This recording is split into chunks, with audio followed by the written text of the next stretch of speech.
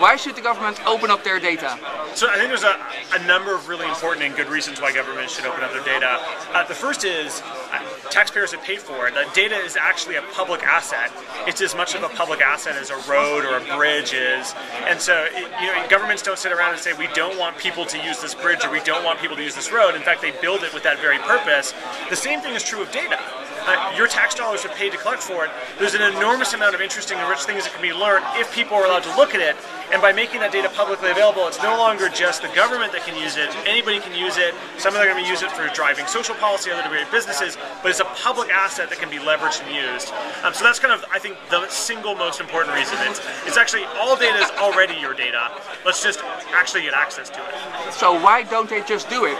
I think there's a couple of reasons. One is governments have become incredibly nervous about disclosing anything. In a number of cultures, a number of countries, there's kind of a gotcha culture in journalism where anything gets disclosed, something's found wrong, it turns into a story that kind of derails the messaging of government and what they're trying to accomplish.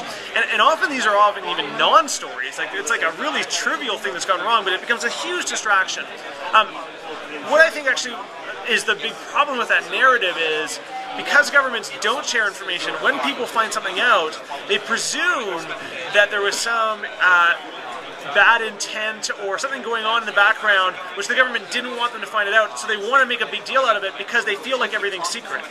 But in a world where actually everything is disclosed or more is disclosed, the challenge is no longer people trying to keep things secret from me, so you no longer leap to this conclusion of they're bad. Instead, you're like, oh, they just made a mistake, so we're here to help them fix it. So what I'm really interested around open data is creating what I call patch culture, or what David Hume, my buddy, David Humphrey first called patch culture, which is how do we help governments get better at what they do by providing them feedback that isn't kind of gotcha journalism, but is actually just routine feedback that helps them deliver services more effectively. And I think open data is kind of the cornerstone to doing that. And what should citizens do to convince them of this? So I think there's a number of things.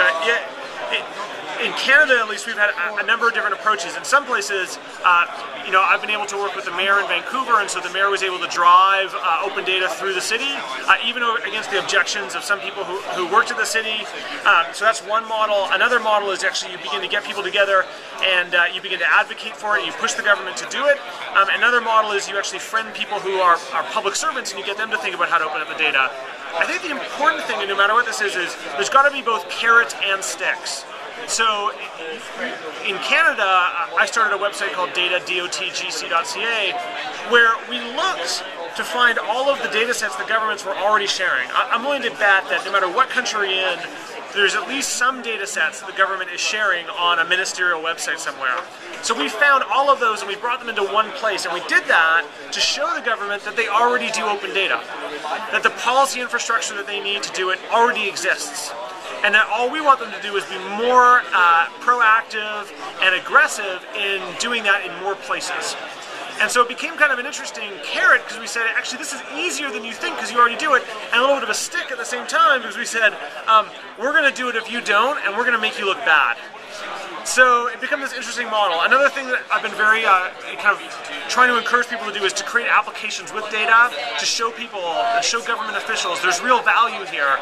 And applications sometimes that make the data more interesting, so we show people where pollution is taking place, but sometimes applications that just make life easier. One of the big applications we did in Vancouver was a garbage reminder service. It reminded you the day before your garbage was going to get picked up, because people were always forgetting to take their garbage out. So this is incredibly simple but useful service, and people in the government said, oh my gosh, that is the best thing ever. It made them feel better about the services they were offering, it made citizens happy, and it made them realize if this is what people are going to do, we want more of it.